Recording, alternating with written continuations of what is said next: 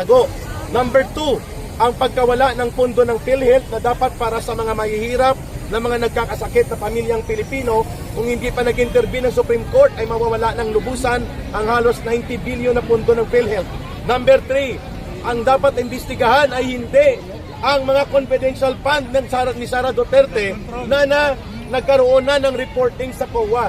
Ang imbestigahan ang 1.3 trillion na flood control na inanod papunta sa baha ng bulsa ng mga bundat at kawatan na politiko, na kung si Senator Ping Lacson pa, 80% ng mga kontraktor na ito ay mga kongresista din, mga walang hiya at talagang garapal at mga walang puso sa damdaming para alagaan at pangatawanan ang kapakanan ng mamamayan. Number 3 na isyu, maliban sa korupsyon na nagaganap sa ating bansa, mga kababayan, ay ang pakikipagsagwatan ngayon ng gobyerno ni Marcos sa komunista.